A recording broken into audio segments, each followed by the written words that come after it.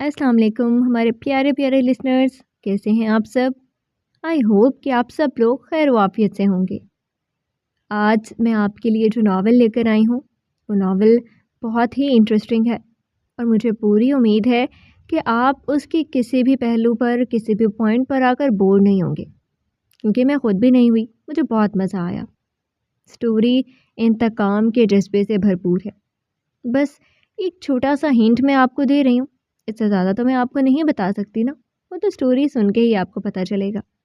تو آئیے بڑھتے ہیں آج کی سٹوری کی جانب۔ ناول تو میرا سائباں۔ بارش کی بوندیں صحن کے فرش پر گرتے عجب سا شور برپا کر رہی تھی۔ دبی دبی سسکیوں کی آواز ماحول میں پرسوزی کا عالم پیدا کر رہی تھی۔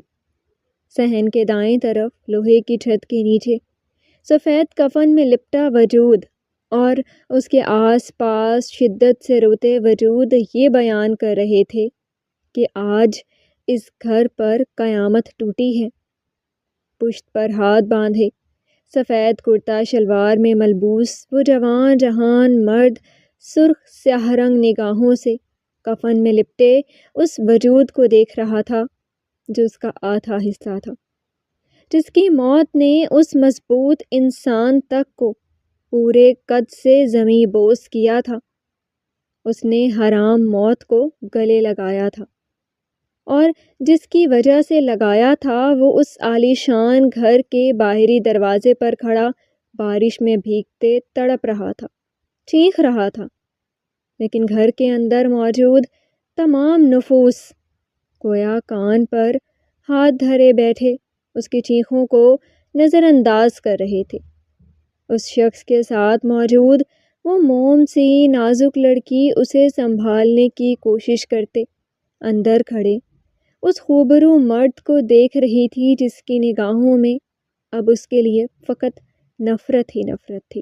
اس سیاہ آنکھوں والے مرد نے جنازے کو کندھا دیا، اور کئی اسلحہ لیس گارڈ تیزی سے داخلی دروازہ کھولتے ان دونوں نفوس کو دھکا دیتے ان کی راہ روک گئے۔ وہ دونوں شدتوں سے روتے اپنے سامنے سے گزرتے اس جنازے کو دیکھ رہے تھے جس کی موت کا الزام ان کے سر تھا، پر بھلا وہ اس وجود کو مارنے کا سوچ سکتے تھے؟ وہ وجود تو ان دونوں کو اپنی جان سے زیادہ پیارا تھا۔ رات کے گہرے اندھیرے نے ہر شے کو اپنی لپیٹ میں لے لیا تھا۔ دن کے اجالے میں رواں دواں شہر اب سنسان تھا۔ خاموشی کی دبیز لہریں ہر سو چھائی ہوئی تھیں۔ ایسے میں سیاہ آنکھوں والا وہ شخص لیمپ کی مدھم روشنی میں ہاتھ میں تھامی تصویر کو یک ٹک دیکھ رہا تھا۔ تصویر میں ہستی مسکراتی زندگی سے پر نگاہوں کو دیکھتے صدام خان نے اپنی آنکھیں ضبط سے مینچیں۔ آفریدیوں کے خوشیوں کے دن کل سے ختم ہے رابعہ، ختم ہے۔ اب انہیں حساب دینا ہے، تمہارے ساتھ بڑھتی گئی ہر زیادتی کا، تمہارے ہر آنسو کا، تمہاری موت کا۔ آنکھیں میٹھے بیک گراؤنڈ سے سر ٹکائے وہ بولا، لہجے میں انتقام کی آگ کے ساتھ ساتھ بلا کی نفرت بھی شامل تھی۔ صدام خان نے اپنی سیاہ آنکھیں کھولتے سامنے دیوار گیر آئینے میں اپنا عکس دیکھا۔ بیڈ پر تصویر رکھتے وہ مضبوط قدم اٹھاتا آئینے کے سامنے آن کھڑا ہوا۔ آئینے کے ساتھ اٹیچ ٹیبل پر دونوں ہاتھ رکھتے وہ جھکا۔ 3 سال سے جلتی انتقام کی آگ کو اب بجھانے کا وقت ہو چلا ہے۔ آفریدی خاندان کی خوشیاں چھیننے کا وقت ہو چلا ہے، اور ان کی خوشی تو ایک ہی وجود میں قید ہے۔ اس کے انابی لب شاطرانہ مسکراہٹ مسکرائی، جبکہ آنکھیں اس وجود کو یاد کرتے انوکھی چمک سے پر ہوئیں۔ بس کل کا دن ہے، جی لو جیسے جینا ہے، جی بھر کر آزادی مناؤ۔ کل کے بعد تمہیں میری قید میں قید ہونا ہے۔ تم وہ چڑیا ہو جسے قید کرتے میں تمہارے تمام خاندان کو ایک گہری اذیت میں مبتلا کر سکتا ہوں۔ شاید تمہارا خاندان تب وہ اذیت محسوس کر پائے جو میں نے اپنی جوان جہان بیٹی کو منو مٹی تلے دفناتے وقت محسوس کی تھی۔ اس کی آواز لمحہ بلمحہ بلند ہوتی چلی گئی۔ ٹیبل پر رکھا واز اس نے غصے اور اشتعال سے پاگل ہوتے کمرے کے سفید فرش پر دے مارا۔ آنکھوں میں ٹھہری سرخی میں اضافہ ہوا۔ ضبط کے بندھن خود پر باندھے وہ گہرے سانس بھرتے، بیڈ پر گرنے کے انداز میں لیٹتے، سفید ریلنگ کو دیکھتے سوچوں کے تانے بانے بننے لگا، جبکہ اس کے ماتھے، گردن اور ہاتھوں کی واضح ہوتی نیلی اور ہری رگیں اس کے ضبط کا پتہ دے رہی تھیں۔ اس وجود کو سوچتے ہی وہ پاگل ہو جاتا تھا۔ اس وقت بھی اس کی آنکھوں کے سامنے اس کی سوچوں کے پردوں پر وہ نازک وجود پوری آب و تاب سے جھلملا رہا تھا، جس سے وہ بے پناہ نفرت کرتا تھا، بے پناہ، بے تحاشا۔ جبکہ نفرت کا دعوے دار یہ بات بھی بخوبی جانتا تھا کہ وہ نازک وجود ایک وقت اس کی محبت نہیں، محبت چھوٹا لفظ ہے، وہ اس کا عشق رہ چکی ہے۔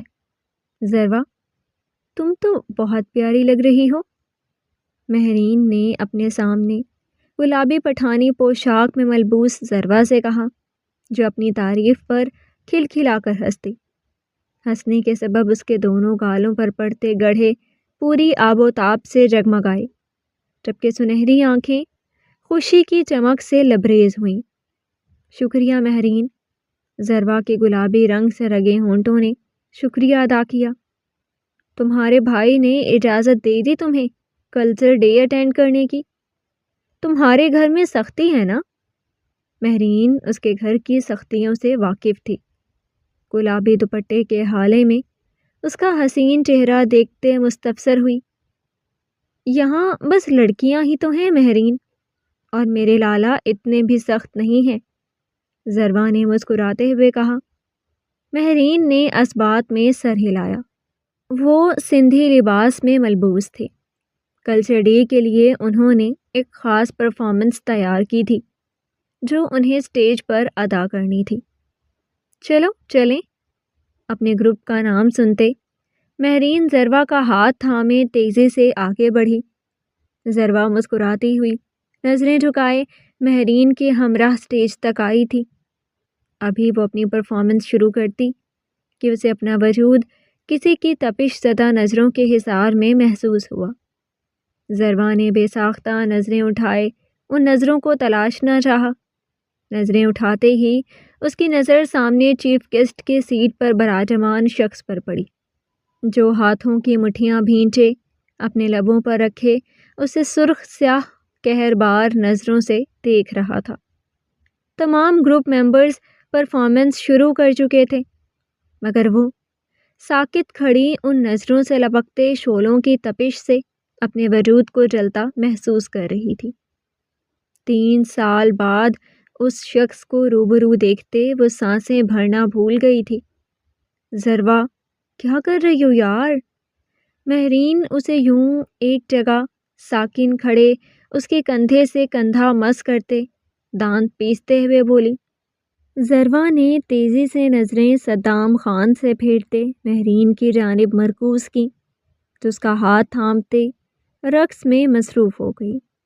ذروہ بمشکل پرفارمنس میں حصہ لے رہی تھی۔ اس کے روم روم میں سنسناہٹ دوڑ اٹھی تھی۔ صدام خان یہاں تھا، اس کے عین سامنے، اسے اپنی لہو رنگ نگاہوں سے گھور کر دیکھ رہا تھا۔ اس کے چہرے کے تاثرات گویا یوں تھے کہ وہ ذروہ کے وجود کو جلا کر بھسم کر دینا چاہتا ہو۔ دوسری جانب صدام خان خاص طور پر ذروہ آفریدی کے لیے اس یونی میں بطور چیف گیسٹ آیا تھا، لیکن یہاں اسے اسٹیج پر رقص کرتے دیکھ کر اس کا وجود جل کر خاکستر ہوا تھا۔ اشتعال کا لاوا اس کی رگوں میں خون بن کر دوڑنے لگا تھا۔ اپنے ساتھ موجود دوسرے چیف گیسٹ جو سب مرد تھے، ان سب کی پرشوق نظروں کو اسٹیج پر مرکوز دیکھ کر صدام خان کے ضبط کی تنابیں پورے زور سے ہلی تھیں۔ پٹھانی پوشاک والی لڑکی سب میں پیاری ہے، آپ کا کیا خیال ہے صدام خان؟ ساتھی چیف گیسٹ نے ذروہ کے حسین چہرے کو نظروں کے حصار میں لیے کمینگی سے کہتے صدام کی رائے جاننی چاہی۔ صدام نے خون آشام نظروں سے اس شخص کو دیکھا۔ اگر نہیں چاہتے تمہاری یہ آنکھیں دنیا کے ہر رنگ کو دیکھنے سے محروم ہو جائیں تو اس پہ سے پل کی دیر کیے بنا نظریں ہٹاؤ، سرد غراتے لہجے میں کہتے وہ اپنی جگہ سے اٹھا۔ ساتھی گیسٹ اس کے کہنے پر تیزی سے نظریں ذروہ سے ہٹا گیا، جبکہ صدام خان کے مضبوط قدموں کا رخ ذروہ کی جانب تھا، جو اپنے تاثرات پر قابو پائے اپنی پرفارمنس میں مشغول تھی۔ صدام خان ذروہ تک آتے اس کی کلائی اپنی آہنی گرفت میں جکڑے تیز قدموں سے وہاں سے نکلتا چلا گیا۔ ذروہ کٹی ڈال کی مانند اس کے ساتھ کھنچتی چلی جا رہی تھی۔ صدام خان کی سخت گرفت میں اسے اپنی کلائی ٹوٹتی ہوئی محسوس ہو رہی تھی۔ درد کے سبب موٹی موٹی سنہری آنکھوں میں نمکین پانی موتیوں کی مانند چمکنے لگے تھے۔ وہ جانتی تھی شور مچاتے وہ محض خود کی ذات کا تماشا بنائے گی۔ اس شخص کو رتی برابر فرق نہیں پڑے گا۔ کیا بےہودگی تھی یہ سب؟ رقاصہ ہو تم جو رقص کر رہی تھی؟ ذروہ کو ایک خالی کلاس میں لاتے اس کی پشت زور سے دیوار سے لگاتے اس کے دائیں جانب پوری قوت سے ہاتھ مارتے وہ دھاڑا۔ ذروہ نے سسکی بھرتے اسے دیکھا، بدن بری طرح کپکپاہٹ کا شکار ہوا۔ بند کرو رونا۔ صدام اس کے دائیں بائیں جانب دیوار پر ہاتھ رکھتے اسے اپنے حصار میں محصور کرتے اس کے چہرے پر جھکتے غرایا۔ ابھی ان آنسوؤں کو مت بہاؤ، آگے ایسے کئی مواقع تمہیں میسر آئیں گے جب ان کی ضرورت تمہیں پڑے گی۔ اس کے گلابی عارض پر چمکتے آنسوؤں کو اپنے انگوٹھے سے بے دردی سے رگڑتے وہ تمسخرانہ لہجے میں بولا۔ ذروہ نے سنہری آنکھیں اٹھائے، مقابل کی سیاہ وحشت سے لبریز نگاہوں میں بے یقینی سے دیکھا۔ اس شخص سے اس کے آنسو برداشت نہیں ہوتے تھے۔ بے یقینی اچھی نہیں لگ رہی ان آنکھوں میں۔ تمہیں پتہ ہونا چاہیے، اندازہ ہونا چاہیے کہ تم نے اور تمہارے بھائی نے جو کیا ہے اس کے بعد صدام خان کے نزدیک تمہاری کیا حیثیت ہوگی۔ صدام نے اس کے نازک سراہی دار گردن میں اپنے ہاتھ کی پشت پھیرتے سرسراتے لہجے میں کہا۔ صدام، ذروہ نے ہچکی بھرتے اسے پکارا، کیوں گئی ان مردوں کے سامنے؟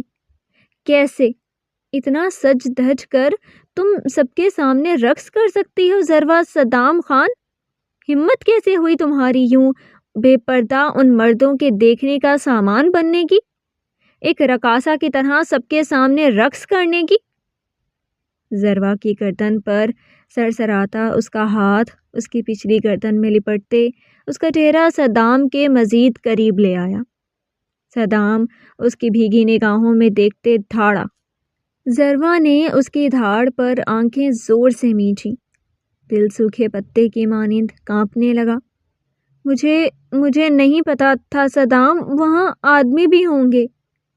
ذروہ نے ٹوٹتے لہجے میں بمشکل ہچکیوں پر باندھے جواب دیا۔ صدام اس کے سفید پڑتے چہرے کو دیکھتے طنزیہ مسکرایا۔ تمہاری بے خبری ذروہ صدام خان میری غیرت کو للکار گئی ہے۔ میرا بس چلے میں تمہاری سانسیں گھونٹنے تمہیں یہیں زمین میں دفنا دوں۔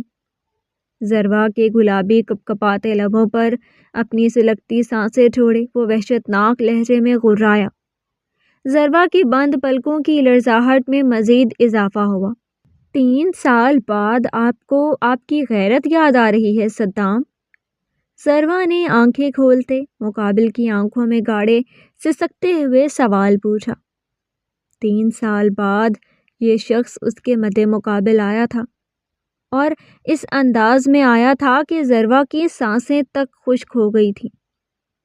3 سال تک آپ کو یاد نہیں رہا تھا کہ ایک لڑکی آپ کے نام سے منسوب ہے، کہ آپ کی ایک بیوی بھی ہے، پچھلی گردن پر صدام کی گرفت سخت سے سخت تر محسوس کرتے اس کے سینے پر ہاتھ رکھتے شکوہ گو ہوئی۔ صدام خان خود سے جڑی بے جان چیزوں کو نہیں بھولتا، اور تمہیں لگتا ہے کہ میں ایک جیتی جاگتی عورت کو بھول جاؤں گا جس کے سر کے بال سے لے کر پیر کے ناخن تک پر صدام خان کا حق ہے؟ ضروا کو مزید اپنے قریب کرتے وہ اس کے کپکپاتے لبوں کو اپنے لبوں سے چھوتے سرد لہجے میں گویا ہوا، پھر 3 سال کا ہجر کیوں سونپا مجھے؟ ضروا کی گرفت اس کی شرٹ پر مضبوط ہوئی۔ ہاں ہاں ہاں، 3 سال کا ہجر نہیں تھا، 3 سال کی مہلت تھی جو اب ختم ہوتی ہے۔ 3 سال پہلے جو انتقام کی آگ سینے میں بھڑک رہی تھی اس کی نظر تمہیں کر دیتا تو آج تمہاری قبر کے سامنے کھڑا پھول ڈال رہا ہوتا۔ اسی لیے 3 سال کا وقت تمہیں مہلت کے طور پر دیا ہے۔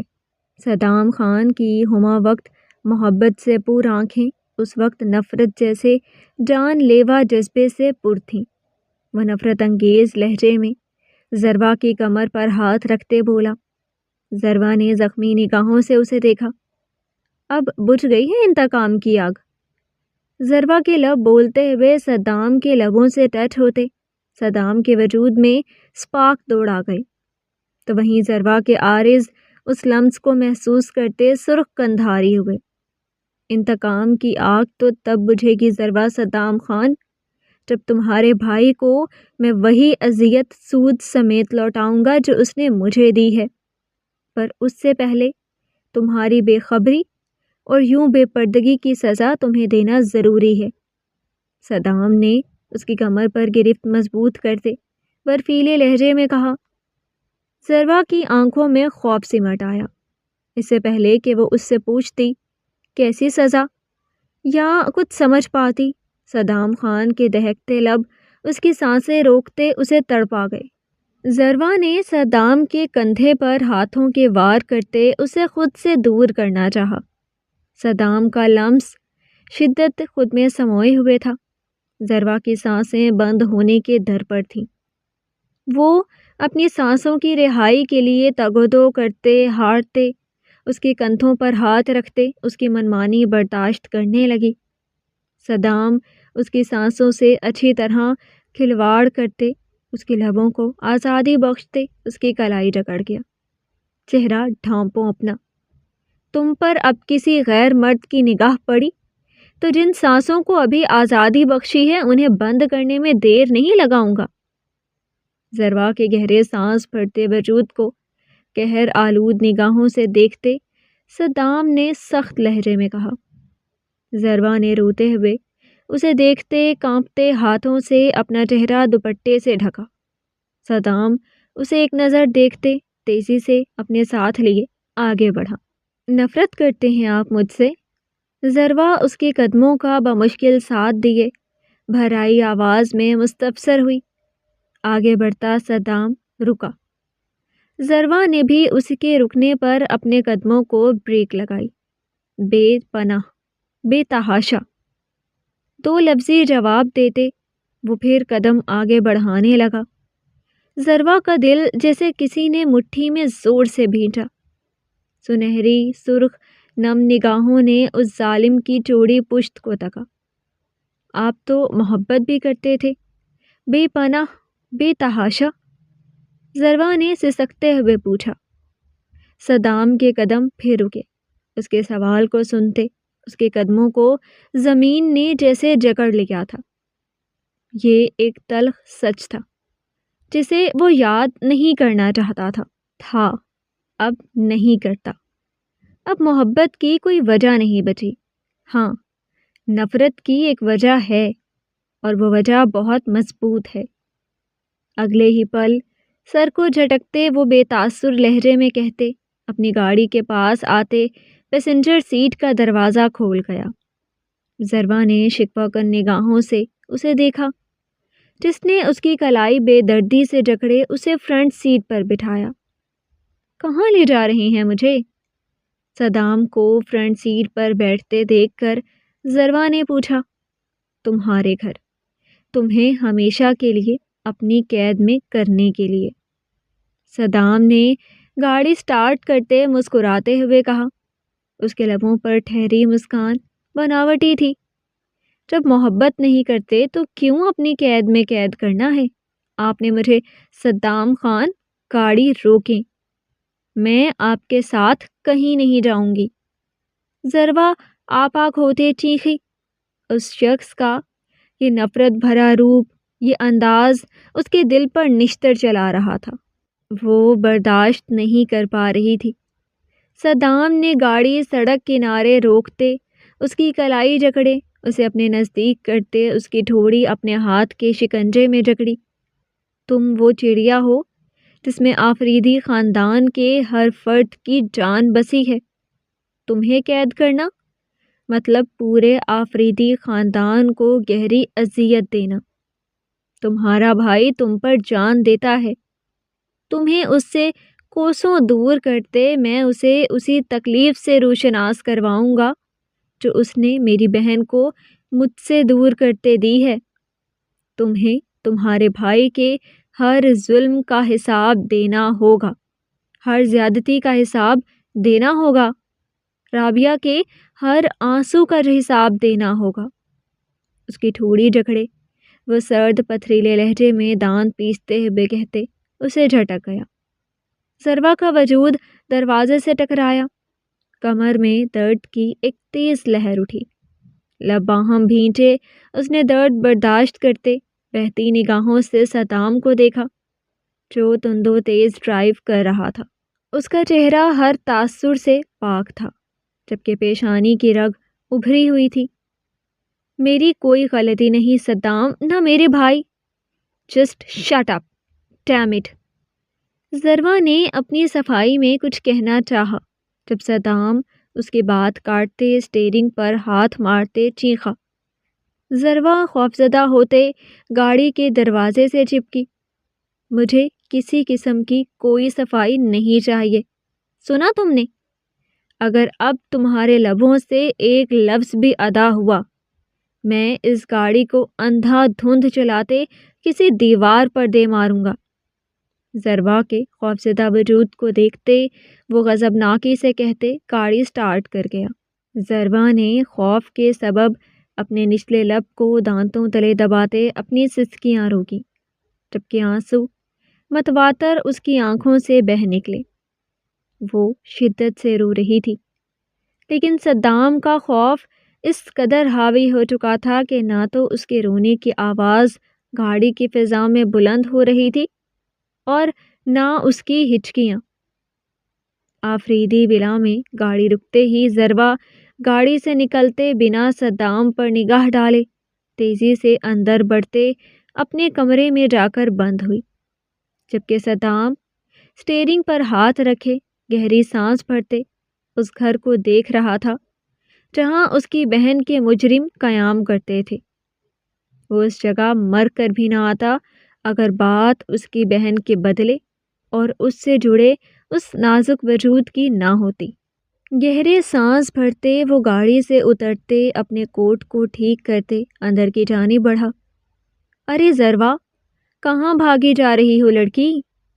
لاؤنج میں بیٹھی بی جان ضربہ کو یوں بھاگتے دیکھ کر ہولتے ہوئے بولی۔ ضربہ بنا جواب دیے تیزی سے بھاگتے اپنے کمرے میں جا کر بند ہوئی۔ بی جان کی آواز پر کچن میں کام کرتی آئمہ بیگم نے باہر نکلتے حیرت سے ان کی جانب دیکھا۔ کیا ہوا بی جان؟ آئمہ بیگم نے فکر مندی سے پوچھا۔ پتہ نہیں بہو، لڑکی باولی ہو گئی ہے، روتے ہوئے بھاگی ہے اپنے کمرے میں، نہ جانے کیا ہوا ہے۔ بی جان انہیں جواب دیتی اپنی جگہ سے اٹھی۔ ارادہ ضربہ کے کمرے میں جانے کا تھا جبکہ ان کی نظر دروازے سے اندر آتے صدام پر پڑی۔ صدام کو دیکھتے آئمہ بیگم نے بے یقینی سے بی جان کی جانب دیکھا۔ بی جان دروازے کے بیچوں بیچ ایستادہ صدام کو دیکھتے خود بھی بے یقینی میں ورطہ زن ہوئی تھی۔ السلام علیکم۔ صدام کی گھمبیر آواز آفریدی ولا کے لاؤنج میں گونجی۔ وعلیکم السلام بچے، اتنے سالوں بعد ادھر کا رخ کیا تم نے۔ بی جان نے آگے بڑھتے اس کے سر پر ہاتھ رکھتے محبت سے شکوہ کیا۔ اپنی بیوی کو لینے آیا ہوں بی جان، اسی کی خاطر یہاں رخ کیا، ورنہ رابعہ کے جانے کے بعد یہاں کا رخ کرنا میرے لیے حرام تھا۔ بے تاثر لیکن ادب سے بھرا لہجہ بی جان نے تڑپتے ہوئے اس کی جانب دیکھا، جبکہ آئمہ بیگم سبحان کے رد عمل کا سوچتے اپنی ارکالود پیشانی صاف کرتی رہ گئی تھی۔ گھر کے مردوں کو بلا دیں آئمہ آنٹی، بات کرنی ہے۔ صدام نے بھی جان سے نظریں ہٹائے سامنے کھڑی آئمہ بیگم سے کہا، جنہوں نے اسبات میں سر ہلایا۔ بیٹھ جاؤ صدام، اس قدر پرایا بھی مت کرو اب ہمیں۔ بی جان نے اسے کھڑے دیکھ کر صوفے کی جانب اشارہ کرتے آپ دیدہ آواز میں کہا۔ صدام ان کے بھیگے لہجے پر جبڑے بھینچے صوفے پر براجمان ہوا، جبکہ آئمہ بیگم سبحان اور جمشید صاحب کو فون کرنے بڑھ گئی۔ صدام کی سیاہ آنکھوں میں ٹھہرے سرخ ٹوروں میں بتدریج اضافہ ہو رہا تھا۔ اس گھر میں اسے اپنا دم گھٹتا محسوس ہو رہا تھا، اسے سانسیں بھرنے میں دشواری محسوس ہو رہی تھی۔ اپنی ٹائی کی نوٹ ڈھیلی کرتے اس نے اپنے کالر کے بٹن کھولے۔ ملازم اس کے آگے پانی کا گلاس رکھ گیا، جسے اس نے اٹھانے تک کی زحمت تک نہ کی تھی۔ بی جان شدید دل برداشتہ ہوتے صدام کو دیکھ رہی تھی، جس کی لاتعلقی انہیں گہری تکلیف میں مبتلا کر رہی تھی۔ وہ دونوں آمنے سامنے بیٹھے ایک دوسرے کو خون آشام نگاہوں سے دیکھ رہے تھے۔ دونوں میں سے کوئی بھی ہار ماننے کو تیار نہ تھا۔ ایک شیر تھا تو دوسرا سوا شیر۔ دونوں کی آنکھوں میں ایک دوسرے کے لیے بلا کی نفرت تیر رہی تھی۔ ہم تیار ہیں صدام، ذروہ تمہاری ہی ہے، جب آؤ گے اسے لینے ہم اسے تمہیں سونپ دیں گے۔ بی جان کی بات سنتے سبحان بے یقینی سے انہیں دیکھتے کرنٹ کھاتے اپنی جگہ سے اٹھ کھڑا ہوا، جبکہ صدام کے لبوں پر فاتحانہ مسکراہٹ نے اپنی جگہ بنائی۔ بی جان، میں اپنی بہن اس شخص کے حوالے نہیں کروں گا، سبحان قطعیت بھرے انداز میں بولا۔ صدام کی پیشانی پر بلوں کا جال بچھا۔ ساری زندگی اسے بٹھائے رکھو گے گھر؟ وہ صدام خان کی بیوی ہے، 4 سال ہو چکے ہیں ذروہ کو اس کی زوجیت میں رہتے ہوئے، وہ بن شوہر کے آخر کب تک رہے گی؟ بی جان کرختگی سے گویا ہوئی۔ ساری زندگی بھی اسے بن شوہر کے گزارنی پڑی تو وہ گزار لے گی، پر میں اپنی بہن کو اس کے حوالے نہیں کروں گا۔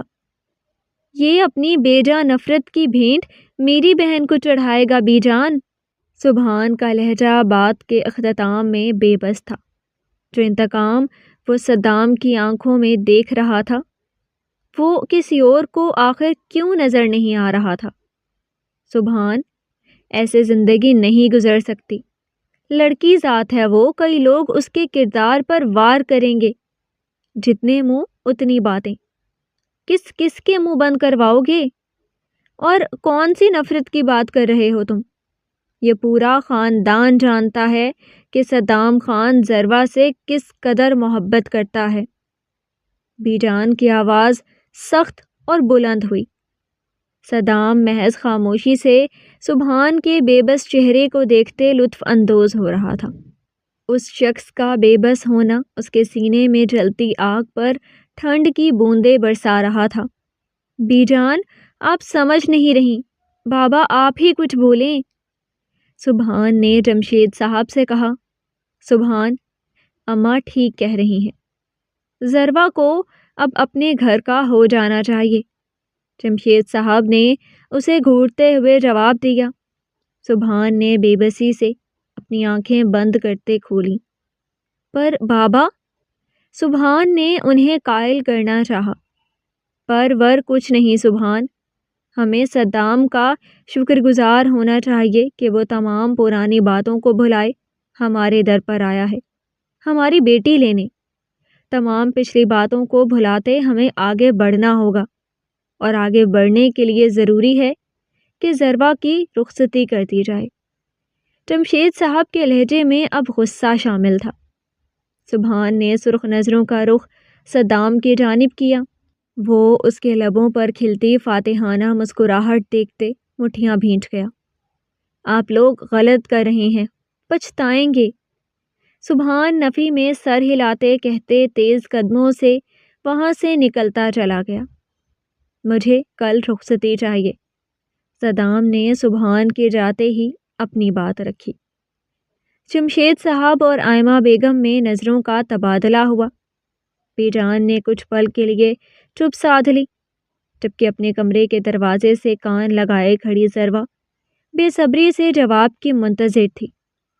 ٹھیک ہے بیٹا، کل آ کر لے جانا اپنی امانت کو۔ بس ایک بات کہنا چاہوں گی، ہمارے درمیان حائل ہوئی رنجشوں کا اثر تمہارے اور ضروا کے رشتے پر نہیں پڑنا چاہیے۔ بی جان نے رضامندی دیتے التجا کی۔ آپ بے فکر رہیں، کسی بھی چیز کا اثر ہمارے رشتے پر نہیں پڑے گا۔ کل آؤں گا میں اپنی منقوہہ کو لینے۔ اب چلتا ہوں، اللہ حافظ۔ سنجیدگی سے کہتے وہ اپنی جگہ سے اٹھ کھڑا ہوا۔ ٹیبل پر پڑے چائے کے لوازمات جوں کے توں تھے۔ اس نے کسی چیز کو ہاتھ نہیں لگایا۔ سب پر ایک نگاہ ڈالے وہ اس گھر سے نکلتا چلا گیا۔ اگر مزید اس گھر میں ٹھہرتا تو اس کا دم گھٹ جاتا، وہ مر جاتا۔ اپنے کمرے کے دروازے سے لگی ضروا زمین پر گھٹنوں کے بل گری۔ وہ مجھ سے محبت نہیں کرتا بی جان، نہیں کرتا محبت مجھ سے۔ وہ بس انتقام لینا چاہتا ہے، میرے ذریعے آپ سب کو تکلیف دینا چاہتا ہے۔ وہ بدلہ چاہتا ہے، اس غلطی کا بدلہ جو ہم نے کی ہی نہیں بی جان۔ گھٹنوں کے بل زمین پر گری۔ وہ چہرہ ہاتھوں میں چھپائے بھرائی آواز میں کہتے پھوٹ پھوٹ کر روتی، ماضی، اب تم اس چھوٹی سی بات پر یوں منہ بنانے بیٹھی رہو گی رابی، تو کیسے چلے گا؟ سبحان نے بیڈ پر بیٹھی رابعہ کے برابر میں بیٹھتے اس کا ہاتھ اپنے مضبوط ہاتھ میں تھامتے محبت سے کہا۔ رابعہ نے نم نگاہیں اٹھاتے سبحان کی جانب دیکھا۔ سبحان اس کی نم آنکھیں دیکھتے ٹھٹک سا گیا۔ رابی، تم روتی رہی ہو؟ رابعہ کی آنکھیں سرخ متورم تھی۔ یہ چھوٹی سی بات نہیں ہے سبحان، میرا دل بھی بلکتا ہے اپنے بچے کو گود میں اٹھانے کے لیے، ممتا جیسے احساس کو محسوس کرنے کے لیے۔ ہماری شادی کو 2 سال کا عرصہ گزر گیا ہے، ابھی تک ہم اولاد جیسے نعمت سے محروم ہیں سبحان۔ رابعہ سبحان کے سینے پر سر رکھتے بھرائی آواز میں بولی۔ سبحان نے لب بھینچے اپنی آنکھوں کے کنارے پر آئی نمی کو انگلی کی پور سے صاف کرتے رابعہ کے بالوں پر اپنے لب رکھے۔ یہ سب اللہ کے ہاتھ میں ہوتا ہے رابی، وہ جسے چاہے دے، جسے چاہے اس نعمت سے محروم رکھے۔ سبحان نے اس کی پشت سہلاتے کہا۔ پر ہمارے ساتھ ہی ایسا کیوں ہے سبحان؟ مجھ سے نہیں برداشت ہوتا جب آتا جاتا ہر مہمان پوچھتا ہے کہ ہمارے ہاں اولاد کیوں نہیں ہے۔ میں آپ کو دنیا جہاں کی خوشیاں دینا چاہتی ہوں، اور مرد کے نزدیک اولاد اس کی سب سے بڑی خوشی ہوتی ہے سبحان، اور میں وہ خوشی آپ کو نہیں دے پا رہی ہوں۔ رابعہ کے آنسو پلکوں کی باڑ توڑتے رخساروں پر آن گرے۔ سبحان نے ضبط سے آنکھیں بند کرتی کھولی۔ میری جان، تم کیوں ایسا سوچتی ہو؟ کیا میں نے کبھی تم پر دباؤ ڈالا؟ کیا کبھی میرے گھر والوں نے ایسی بات کی جس نے تمہیں ٹھیس پہنچائی ہو؟ رابعہ کا چہرہ اپنے سینے سے ہٹاتے اپنے ہاتھوں کے پیالے میں بھرتے سبحان نے اس کے آنسو انگوٹھے کی پور سے صاف کرتے نرمی سے پوچھا۔ رابعہ نے نفی میں سر ہلایا۔ آپ لوگ کوئی شکوہ کرتے ہی نہیں۔ اس بات کا تو زیادہ دکھ ہے سبحان کہ میں آپ سب کو خوشی نہیں دے پائی۔ آپ اس گھر کے اکلوتے بیٹے ہیں، آپ سے نسل آگے چلنی ہے۔ رابعہ نے روتے ہوئے کہا، پاگل ہو تم، نہ جانے کیا کیا بات سوچتی رہتی ہوں۔ ابھی ہماری شادی کو وقت ہی کتنا ہوا ہے، لوگوں کے ہاں تو 5 6 سال بعد اولاد آتی ہے، اور تم ابھی سے فکر مند ہو گئی ہو۔ چلو اب خاموش ہو جاؤ. تمہارے بھائی نے دیکھ لیا نا تمہیں یوں آنسو بہاتے تو سمجھو میں تو گیا. سبحان نے کمرے میں چھائی کثافت کو دور کرنے کی خاطر شوخ لہجے میں کہا. صدام کو یاد کرتے رابعہ بھی مسکرا دی. سبحان میں کہہ رہی تھی ہم ٹیسٹ کروا لیتے تو. سبحان جو رابعہ کی مسکان دیکھتے پرسکون ہوا تھا. رابعہ کی بات سنتے اس کے لبوں پر پھیلی مسکراہٹ سمٹ گئی. ماتھے پر 2 بل نمودار ہوئے. رابعہ نے اس کے چہرے کے بدلتے تاثرات دیکھتے اپنے نچلے لب کو دانتوں تلے دبایا. میں پہلے بھی بول چکا ہوں رابی کہ اس جھنجھٹ میں پڑنے کی ضرورت نہیں ہے. اللہ کی دین ہے، وہ جب راضی ہوگا تب دے دے گا. تمہیں فضول خرافاتی سوچیں پالنے کی قطعی ضرورت نہیں ہے. سبحان کا لہجہ اب قدرے سخت تھا. رابعہ نے اپنا سر جھکا لیا. وہ جانتی تھی کہ یہ بات سبحان کو ناگوار گزرے گی. اب چلو یار، میرا آج باہر کھانا کھانے کا موڈ ہے. نیا ریسٹورانٹ کھلا ہے، جلدی جاؤ، میری پسند کا لباس پہن کر تیار ہو جاؤ. جانا؟ رابعہ کی جھکی ٹھوڑی تلے اپنی انگلی رکھتے اس کا چہرہ جھکاتے، چہرہ اٹھاتے اس کے ماتھے پر بوسہ دیتے کہا. رابعہ نے مسکراتے ہوئے اس بات میں سر ہلایا. اب لگ رہی ہو نا یار تم سبحان کی رابی. ہنستی مسکراتی ہوئی. جلدی آ جاؤ باہر، میں انتظار کر رہا ہوں. سبحان نے ہنستے ہوئے کہتے اسے باہر آنے کی تلقین کی اور کمرے سے نکلتا چلا گیا. رابعہ نے سبحان کے جاتے ہی اپنا فون اٹھاتے ڈاکٹر کا میسج پڑھا. وہ سبحان کو بتائے بغیر اپنا ٹیسٹ کروا آئی تھی، جس کی رپورٹ اسے کچھ دنوں میں ملنے والی تھی. ڈاکٹر کا اسی بابت میسج آیا تھا. آئی ایم سوری سبحان، لیکن یہ کرنا ضروری تھا. رابعہ نے موبائل سائڈ پر رکھتے بیڈ سے اٹھتے آئینے کے سامنے آتے اپنے عکس کو دیکھتے تصور میں سبحان کو لاتے اس سے معافی مانگی. اس کی سیاہ آنکھوں کے گرد ہلکے اس کا مرجھایا چہرہ اس بات کی نشاندہی کر رہے تھے کہ وہ کسی بات کو لے کر حد درجہ پریشان ہے.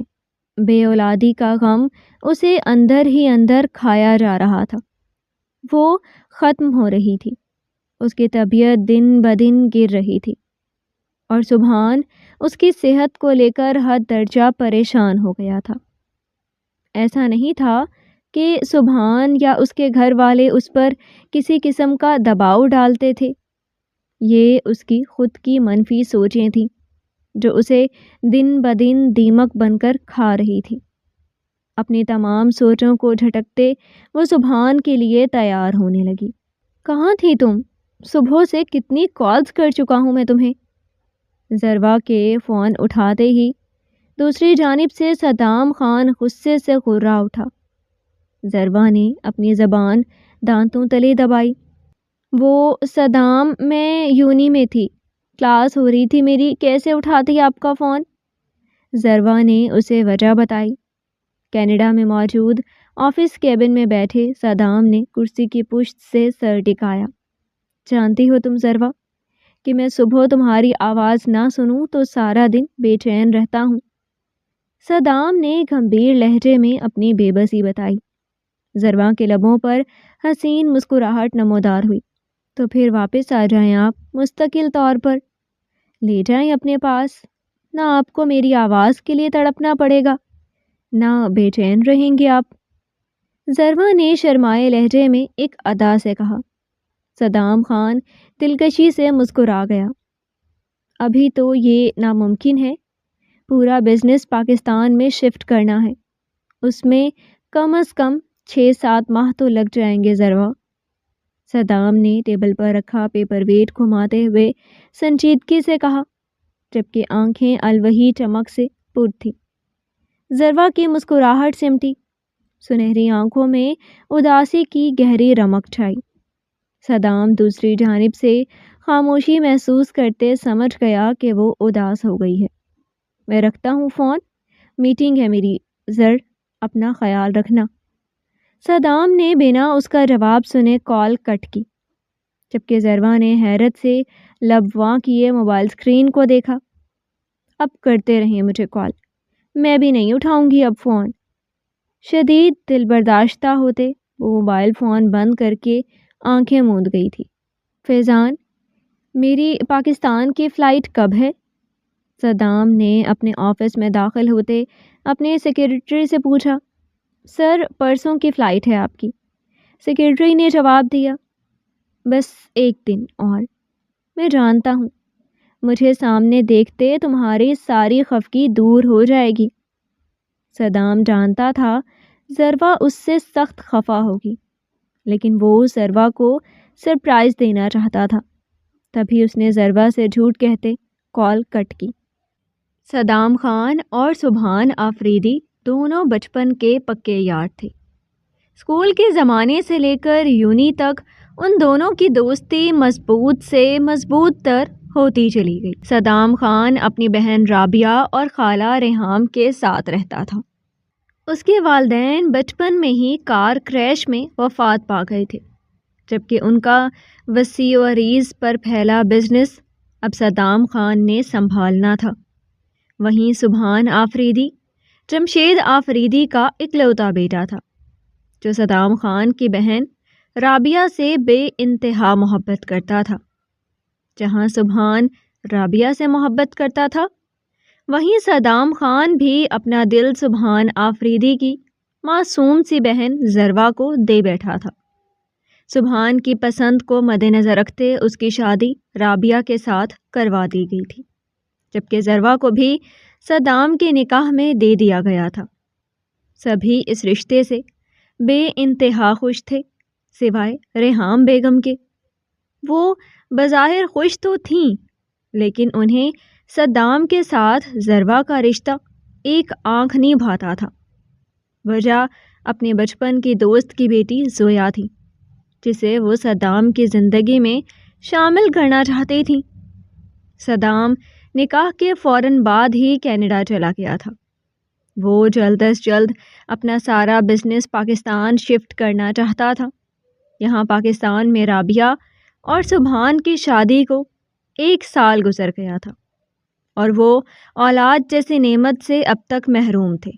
سبحان کو تو کوئی فرق نہیں پڑتا تھا، لیکن رابعہ دن بدن اس فکر میں گھلتی چلی جا رہی تھی۔ وہ جب کسی شادی شدہ جوڑے کے بچے کو ساتھ دیکھتی، احساس کمتری شدت سے اس پر غالب آ جاتا۔ اس کی حالت دن بدن گرتی چلی جا رہی تھی۔ سبحان نے نہ جانے کتنی بار اسے سمجھایا، اسے محبت سے سنبھالا، لیکن وہ کچھ پل سنبھلنے کے بعد پھر منفی سوچوں کو خود پر حاوی کرتے سسکتی رہتی تھی۔ شام کا وقت تھا۔ ضروا آئمہ بیگم جمشید صاحب اور بی جان کے ہمراہ کسی رشتہ دار کے ہاں گئی ہوئی تھی۔ رابعہ گھر میں اکیلی تھی۔ ڈائننگ ٹیبل پر بیٹھی رابعہ شدت سے ڈاکٹر کے میسج کی منتظر تھی۔ 4 بج چکے تھے۔ آج اس کی رپورٹس ملنی تھی، اور وہ رپورٹس کے انتظار میں گھل رہی تھی۔ یکدم موبائل ٹون بجی۔ موبائل اٹھاتے میسج پر موصول ہونے والی رپورٹس کو پڑھتے رابعہ کے چہرے کی رنگت بدلتی چلی گئی۔ آنکھوں میں نمکین پانی نے اپنی جگہ بنائی۔ آنسو لڑیوں کی مانند اس کی آنکھوں سے بہتے فرش پر گرنے لگے۔ نہیں، ایسا نہیں ہو سکتا۔ میں ماں نہیں بن سکتی۔ ایسا کیسے ہو سکتا ہے؟ رپورٹس میں لکھی تحریر پڑھتے وہ ہذیانی انداز میں کہتے زوروں سے نفی میں سر ہلانے لگی۔ موبائل ہاتھ سے چھوٹ کر زمین پر جا گرا۔ میں سبحان کو باپ بننے کی خوشی نہیں دے پاؤں گی۔ میں کبھی انہیں خوشی نہیں دے پاؤں گی۔ وہ اولاد کے حصول کے لیے دوسری شادی کر لیں گے، مجھے چھوڑ دیں گے۔ ہاں، وہ مجھے چھوڑ دیں گے۔ میں انہیں خوشی نہیں دے پاؤں گی۔ خالہ بھی صحیح کہتی تھی، میں ماں نہیں بن سکتی۔ ریحام بیگم کی باتیں اس کے ذہن میں گردش کرتے اسے بدحواس کرنے پر مجبور کر گئی تھی۔ وہ کچھ منفی سوچتی تھی تو ریحام بیگم اس کی سوچ کو ختم کرنے کے بجائے اور وسوسے اس کے دل و گمان میں ڈالتے اسے مزید منفی سوچوں کے کنویں میں دھکیل دیتی تھی۔ میں جب سبحان کو خوش نہیں کر سکتی، انہیں خوشی نہیں دے سکتی، تو میرا وجود کس کام کا؟ وہ میرے سامنے اپنی اولاد کے حصول کے لیے دوسری شادی کریں گے اور میں برداشت نہیں کر پاؤں گی۔ میں سبحان کو کسی اور کے ساتھ برداشت نہیں کر پاؤں گی۔ مجھے مر جانا چاہیے۔ سوتن کی تکلیف سے زیادہ آسان موت ہے۔ میں بانٹ نہیں سکتی انہیں، میں انہیں خوشی نہیں دے سکتی، مجھے مر جانا چاہیے، ہذیانی انداز میں کہتے رابعہ نے ڈائننگ ٹیبل پر رکھی چھری اٹھاتے اپنے بائیں ہاتھ کی کلائی پر پھیری۔ تیز چھری کے وار سے بھل بھل خون بہنے لگا۔ شدت سے روتے ہوئے اس نے اپنے ہاتھ سے بہتے خون کو دیکھتے ڈائننگ ٹیبل پر رکھا پین اٹھاتے وہاں موجود ڈائری میں کچھ لکھا۔ خون کے قطرے اس کاغذ کو بھی داغدار کر گئے۔ دھیرے دھیرے اس کے حواس معطل ہونے لگے۔ اس کی پلکوں پر بوجھ آن ٹھہرا، جسم سے خون پانی کی طرح بہنے لگا، اور وہ ہوش و خرد سے بیگانہ ڈائننگ ٹیبل کے نزدیک فرش پر گرتے اپنی آخری سانسیں بھرنے لگی۔ جب انسان منفی سوچوں کو سوچتے تھک جاتا ہے تو اسے تمام راہیں بند ہوتی نظر آتی ہیں، اسے موت ہی واحد حل نظر آتا ہے۔ وہ اس قدر خود ساختہ سوچوں سے تنگ آ جاتا ہے کہ موت کو گلے لگانا آسان سمجھتا ہے۔ جب وسوسے وہم بڑھتے بڑھتے خوف کی شکل اختیار کر لیتے ہیں تو انسان دماغ پر کنٹرول کھو دیتا ہے۔ تب ہم دماغ کو نہیں چلا رہے ہوتے، دماغ ہمیں قابو کر رہا ہوتا ہے۔ اس وقت تمام دلاسے، تمام باتیں ہمیں محض جھوٹی یا فریبی معلوم ہوتی ہیں۔ کچھ ایسا ہی رابعہ خان کے ساتھ ہوا۔ سبحان آفس سے تھکا ہارا گھر آیا تھا۔ جس وقت وہ گھر آیا عین اسی وقت آئمہ بیگم، جمشید صاحب، بی جان اور ضروا کی گاڑی گھر کے پورچ میں آ کر رکی۔ وہ سب مسکراتے ہوئے اندر داخل ہوئے، لیکن اندر جو نظارہ انہیں دیکھنے کو ملا وہ ان کے قدموں تلے زمیں بے دردی سے کھینچ گیا۔ سامنے فرش پر خونم خون پڑا رابعہ کا وجود دیکھتے آفریدی ولا میں چیخ و پکار گونج اٹھی۔ کچھ ہی پل میں سائرن بجاتی ایمبولینس آفریدی ولا میں داخل ہوئی۔ ریحام بیگم کو فون کر کے بلایا گیا۔ رابعہ کے بے جان وجود کو ایمبولینس میں ڈالا جانے لگا، جبکہ ریحام بیگم چیختی روتی سبحان اور اس کے گھر والوں کو کوستی بڑی ہوشیاری سے وہ کاغذ ڈائننگ ٹیبل کے نیچے سے اٹھا گئی تھی۔ جس پل رابعہ کے بے جان وجود کو ایمبولینس میں ڈالا جانے لگا، عین اسی پل صدام خان نے آفریدی ولا کے احاطے میں اپنے قدم رکھے تھے۔ اپنی بہن کا بے جان وجود، اپنی خالہ کا سبحان کو یوں کوسنا اسے بدظن کرنے کے لیے کافی تھا۔ رہی صحیح کسر رابعہ کے موبائل پر موجود میڈیکل رپورٹس نے پوری کر دی تھی۔ ریحام بیگم کی باتیں اور رپورٹس صدام کو مزید آفریدی ولا میں موجود لوگوں سے بدظن کر گئی تھی۔ اس کی نظر میں سبحان اور اس کے گھر والے رابعہ کے قاتل تھے، جو رابعہ کو اولاد نہ ہونے کی وجہ سے مینٹلی ٹارچر کرتے، اسے حرام موت گلے لگانے پر مجبور کر گئے تھے۔ رابعہ کے بے جان وجود کو صدام اپنے گھر لے آیا تھا، جبکہ خان ہاؤس کا دروازہ سبحان اور اس کے گھر والوں کے لیے بند کر دیا گیا تھا۔ سبحان زاروں کی تار آہوں سے رویا تھا، فریاد کرتا رہا تھا کہ اسے رابعہ کا چہرہ آخری بار دکھا دیا جائے، لیکن اس کی کسی فریاد پر کان نہیں دھرا گیا تھا۔ حال آئینے کے سامنے کھڑی وہ اپنے دو آتشہ روپ کو دیکھ رہی تھی۔ چہرے کے تیکھے نقوش میک اپ سے مزید اجاگر کیے گئے تھے۔ مرون اور گولڈن امتزاج کے بھرے ہوئے جوڑے میں ملبوس وہ اپنے قیامت خیز سراپے کو خون اتری نگاہوں سے دیکھ رہی تھی۔ اسے سجایا گیا تھا ایک دلہن کی طرح، اس شخص کے لیے جس کے نزدیک اب محض وہ انتقام تھی۔ ضربہ تلخی سے مسکرائی۔ اگلے ہی پل اس نے انتہائی بے دردی سے اپنی سفید کلائی سے چوڑیاں اتارتے ڈریسنگ مرر کے شیشے پر پھینکی۔ اسی پل دروازہ کھلا اور سفید شیروانی میں ملبوس صدام خان کمرے میں داخل ہوا۔ پل بھر کو وہ ٹھٹکا۔ مقابل کا دوآتشہ روپ دیکھتے وہ دوپٹے سے ندارد وجود لیے بے دردی سے چوڑیاں اتارتے اپنی کلائی زخمی کر رہی تھی۔ بال جوڑے میں مقید تھے، بیک لیس کرتی سے اس کی دودھیا کمر دعوت نظارہ بنی ہوئی تھی۔ صدام خان کا انگ انگ خمار میں ڈوبا تھا۔ اگلے ہی پل وہ اس کے یوں چوڑیاں پھینکتے چیختے ہوئے رونے پر اپنی بھویں آپس میں ملا گیا۔ ضربہ کا یوں رونا اس کے بدن میں تیش کے الاؤ جلا گیا تھا۔ وہ اس قدر خود میں مگن تھی کہ صدام کے آنے کا بھی نوٹس نہیں لے پائی تھی۔ صدام خان کے ماتھے پر بل نمودار ہوئے۔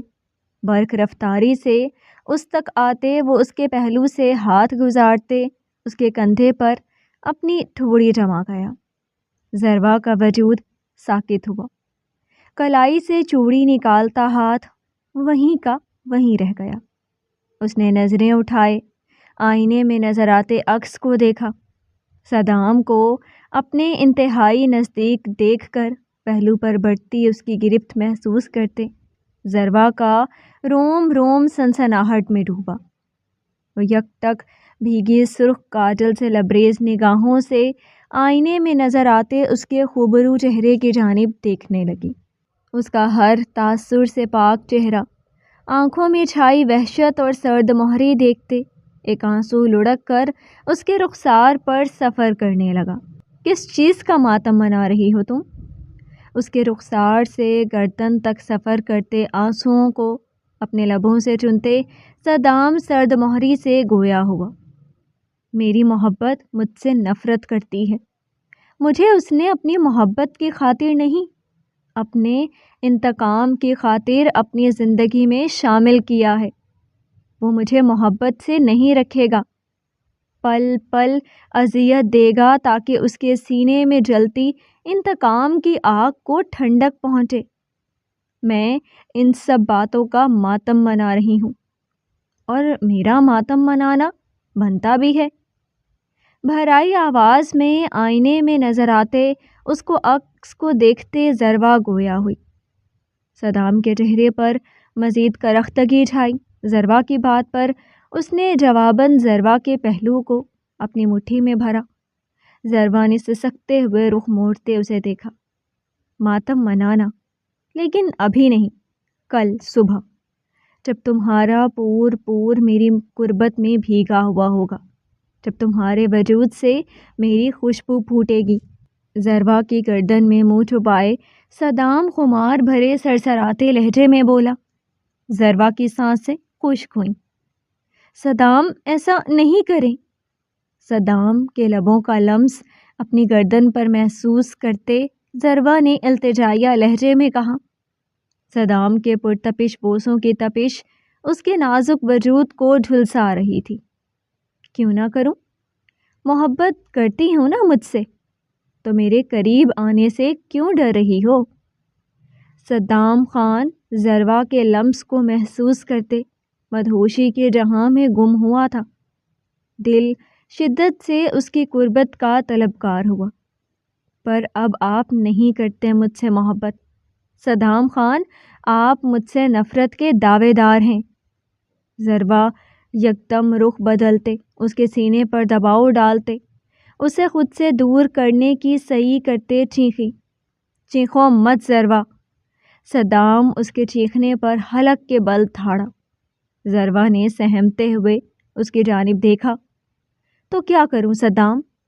آپ کی بے جا نفرت برداشت کرتی رہوں میں؟ نہیں ہے مجھ میں اتنی برداشت۔ 3 سال کا ہجر کاٹا ہے میں نے۔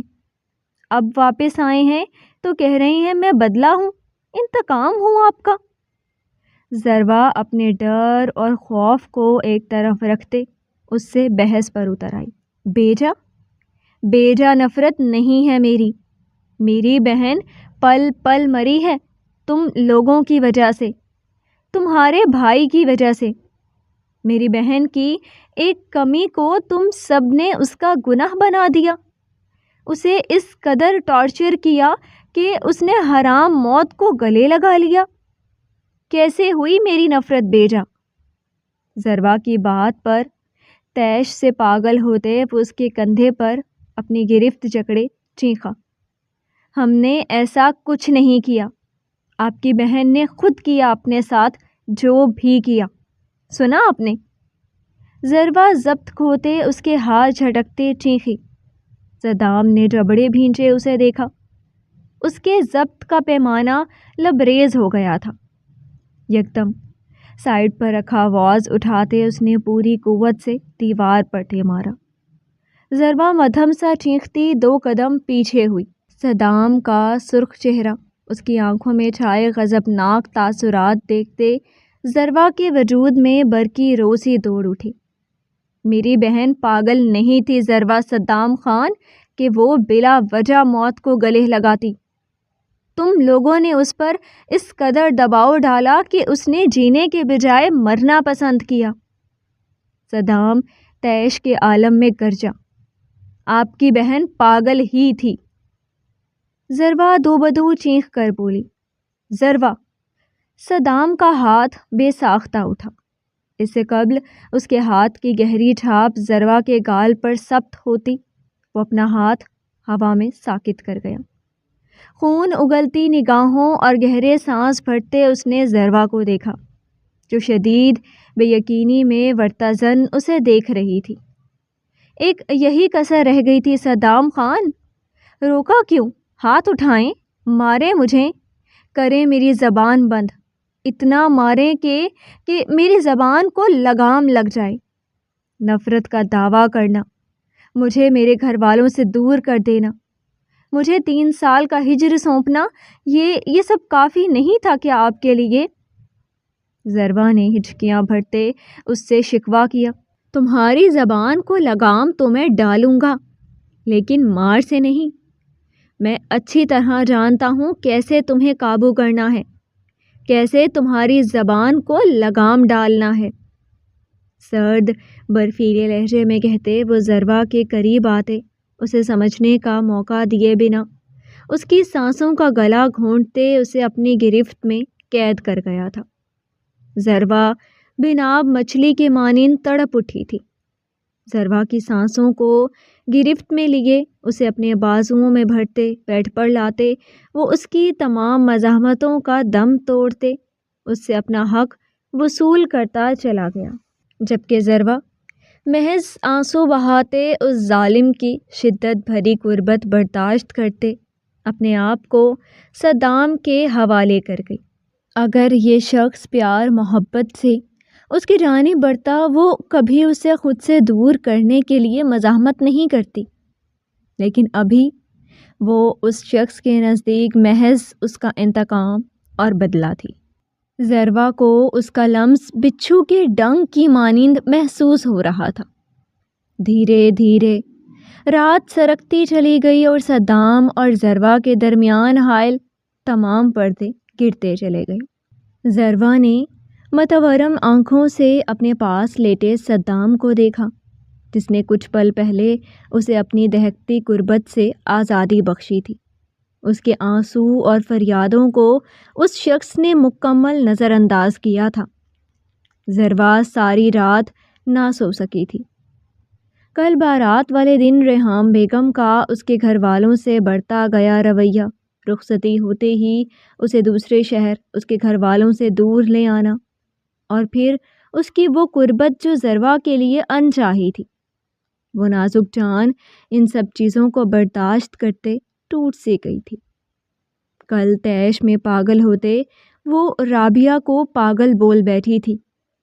اپنے لفظوں کی سنگینی کا اسے احساس تھا، لیکن صدام جو لفظوں کے وار کر رہا تھا وہ ناقابل برداشت تھے۔ ضروا نے دیوار گیر گھڑی میں وقت دیکھا جو صبح کے 9 بجا رہی تھی۔ یکدم خاموشی میں ڈوبے کمرے میں اپنے موبائل فون کی بجتی آواز سنتے ضروا اٹھ بیٹھی۔ اپنے بالوں کو جوڑے میں قید کرتے اس نے ایک نگاہ صدام پر ڈالی، جس کی نیند میں موبائل کی بجتی ٹون سے خلل پڑا تھا۔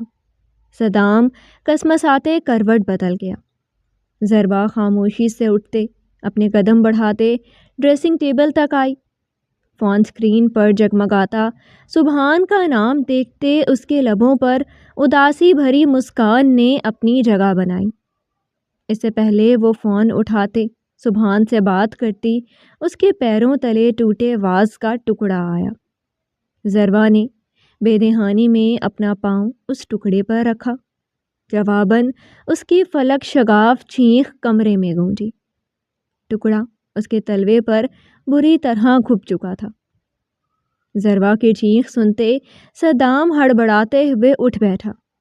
ضروا کے ہاتھ سے موبائل چھوٹتے زمین پر گرا، جبکہ وہ خود اپنا زخمی پاؤں زمین سے تھوڑا اوپر اٹھائے شدت سے رو رہی تھی۔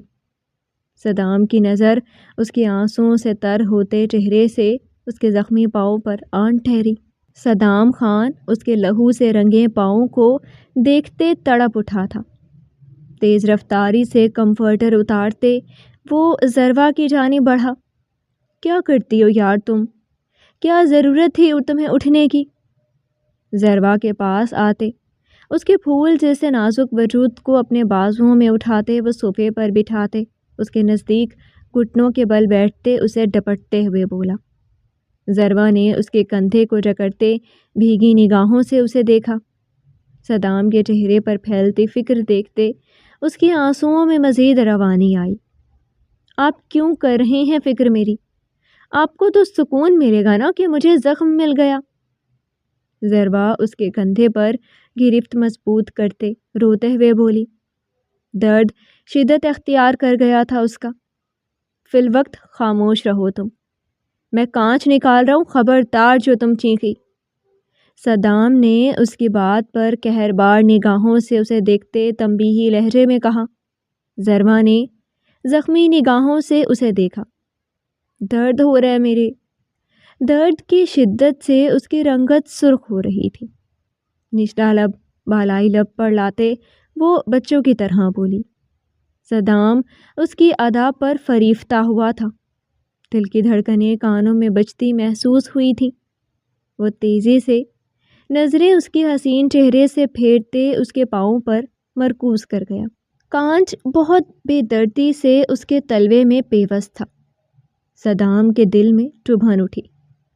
صبح صبح پہلو سے اٹھتے کمرے میں دندنانے کی ضرورت کیا تھی تمہیں آخر؟ اس کے زخم کا معائنہ کرتے وہ طنزیہ لہجے میں بولا۔ ضروا نے روتے روتے منہ بنایا۔ شوق سے نہیں اٹھی تھی میں، بھائی کا فون آیا تھا۔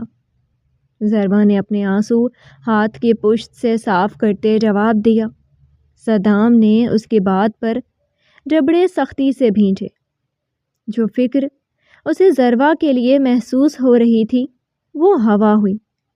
وہ ایک جھٹکے سے اس کے تلوے میں پیوست کانچ نکال گیا۔ ضروا اس سے قبل چیختی، صدام تیر کی تیزی سے اس کے نزدیک ہوتے اس کی چیخ کا گلا اپنے لبوں سے گھونٹ گیا۔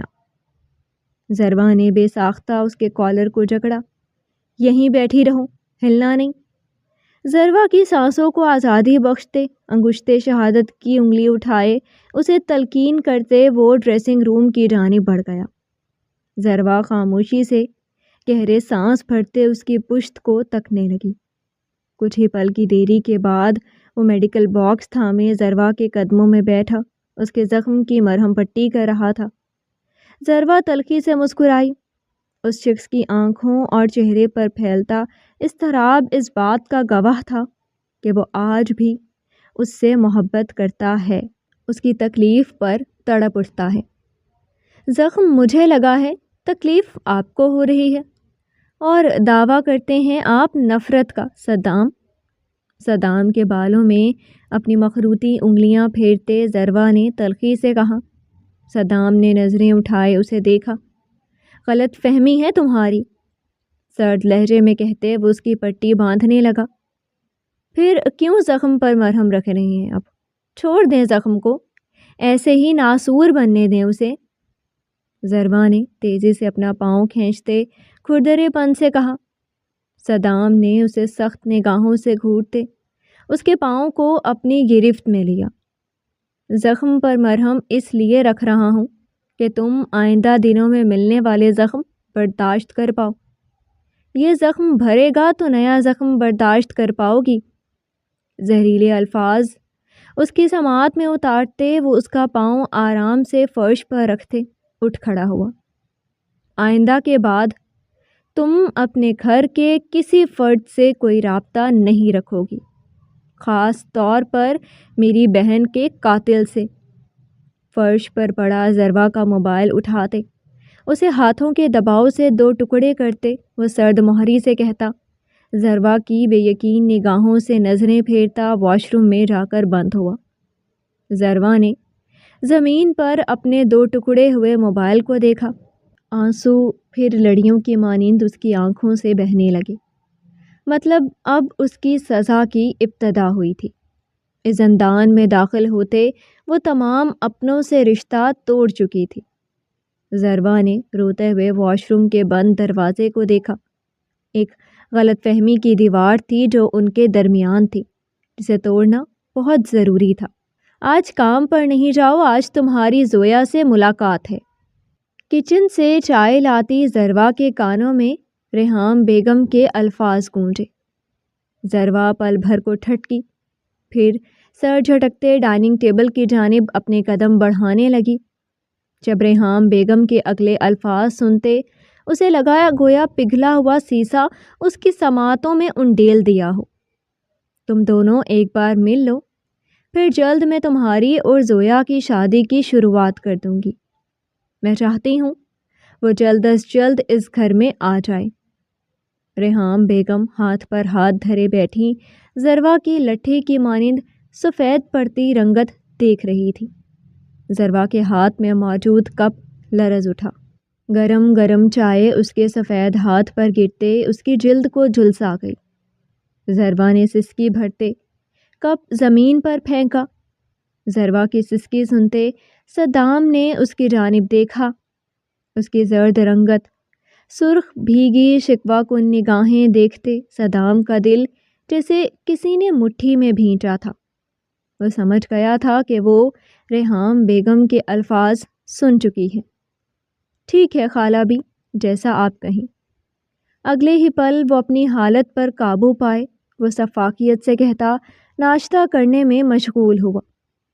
ضربا نے اس بے مہر شخص کو زخمی نگاہوں سے دیکھا۔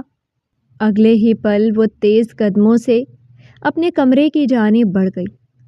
صدام کا ناشتہ کرتا ہاتھ پل بھر کو ساکت ہوا۔ اس نے نظریں اٹھائے ریحام بیگم کی جانب دیکھا جو مسکراتے ہوئے اسے ہی دیکھ رہی تھی، اور پھر اپنے آپ کو ناشتہ کرنے میں مصروف کیا، جبکہ تمام سوچیں اور حسیات ضربا کی جانب متوجہ ہو چکی تھی۔ آپ زویا سے ملنے نہیں جائیں گے صدام؟ صدام کے کمرے میں آتے ہی وہ اس کے قریب آتے اس کے بازو کو جکڑے روتے ہوئے بولی۔ صدام نے بے تاثر نگاہوں سے اس کی جانب دیکھا۔ مجھے نہیں لگتا کہ مجھے کسی سے ملنے کے لیے تمہاری اجازت کی ضرورت ہے، صدام نے اس کا ہاتھ جھٹکتے بے تاثر لہجے میں کہتے قدم آگے بڑھائے۔ ضربا تڑپتے ہوئے پھر اس کے مد مقابل آتے اس کا بازو تھام گئی۔ صدام، 1 مہینہ ہونے کو آیا ہے، میں نے آپ کے کہے کے مطابق نہ بھائی سے بات کی نہ کسی اور سے۔ آپ کی بے رخی بے اعتنائی سب خاموشی سے برداشت کر رہی ہوں۔ ریحام آنٹی کی ہر کڑوی کسیلی بات برداشت کی صدام، لیکن یہ برداشت نہیں کروں گی میں۔ آپ کو نہیں بانٹ سکتی کسی کے ساتھ، پلیز میرے ساتھ یہ ظلم مت کریں صدام۔ صدام کا چہرہ ہاتھوں کے پیالے میں بھرتے وہ روتے ہوئے اس سے منت کر رہی تھی۔ صدام کا چہرہ دونوں ہاتھوں کے پیالے میں بھرتے وہ روتے ہوئے اس سے منت کر رہی تھی، اور صدام خان اس کے اس انداز کو دیکھتے اندر ہی اندر 100 بار مرا تھا۔ اگر رابعہ کا معاملہ نہ ہوتا تو وہ اس لڑکی کو پلکوں پر بٹھا کر رکھتا۔ بند کرو یہ تماشا، یہ میری زندگی ہے، میں جسے چاہوں اپنی زندگی میں شامل کروں، جسے چاہے نکال کر باہر کروں، مجھے تمہاری اجازت کی ضرورت نہیں ہے۔ تم سے شادی میں نے انتقاماً کی تھی، تمہیں اب سب کچھ برداشت کرنا ہوگا۔ تمہارے بھائی نے بھی میری بہن کو یہی دھمکی دی تھی کہ وہ اس کے سر پر سوتن لے آئے گا۔ اب جب اس کی خود کی بہن پر گزرے گی تب اسے سمجھ آئے گی، تب اندازہ ہوگا اسے رابعہ کی تکلیف کا۔ ضروا کے ہاتھ سے اپنے چہرے سے ہٹاتے وہ خود پر قابو پائے سرد لہجے میں گویا ہوا۔ ضروا نے زوروں سے نفی میں سر ہلایا۔ نہیں بولا میرے بھائی نے ایسا کچھ۔ ریحام آنٹی آپ کے کانوں میں محض جھوٹ ڈالتی آئی ہیں صدام۔ نہیں بولا بھائی نے ایسا کچھ۔ مت کریں، مت جائیں زویا سے ملنے، میں برداشت نہیں کر پاؤں گی۔ میں خود کو روک رہی ہوں کہ آپ سے نفرت نہیں کروں۔ آپ کا یہ قدم مجھے آپ سے نفرت کرنے پر مجبور کر دے گا۔ ضروا سینے سے دوپٹے کو جکڑے شدت سے روتے ہوئے بولی۔ صدام کے گلے میں گلٹی ابھر کر معدوم ہوئی، آنکھوں میں ٹھہری سرخی میں اضافہ ہوا۔ ضروا کو بمشکل نظر انداز کیے وہ تیزی سے ڈریسنگ روم کی جانب بڑھا۔ ضروا شکست خوردہ وجود لیے صوفے پر گر سی گئی۔ ڈریسنگ روم سے تیار صدام خان کندھے پر شال ڈالتے باہر آیا۔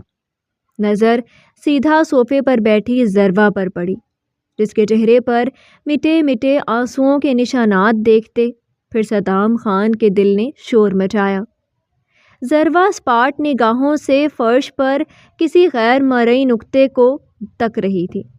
صدام نے قدم دروازے کی جانب بڑھائے جب ضروا کی آواز کمرے میں گونجی۔ آج اگر آپ نے کمرے کی دہلیز پار کی تو آپ ضروا کی محبت کو کھو دیں گے صدام۔ میری محبت نفرت میں بدل جائے گی، میں بدل جاؤں گی، آپ کے کیے گئے ہر ظلم پر بہتی نگاہیں خشک ہو جائیں گی۔ اگر آپ نے قدم اس کمرے سے باہر رکھا تو ضروا صدام خان آپ کو اپنے دل کی سب سے اونچی مسند سے گرا دے گی۔ ضروا نے اسپاٹ انداز میں اسے خبردار کرنا چاہا۔ ہینڈل پر رکھا صدام کا ہاتھ کانپا، پورا وجود ساکن ہوا، گہری سیاہ آنکھیں بے یقینی سے پھیلیں۔ تکلیف کی ایک تیز لہر اس کے وجود میں دوڑتے اس کی رگ رگ میں اذیت بھر گئی۔ آنکھیں میچتے اس نے گہرے سانس بھرتے خود پر ضبط کیا۔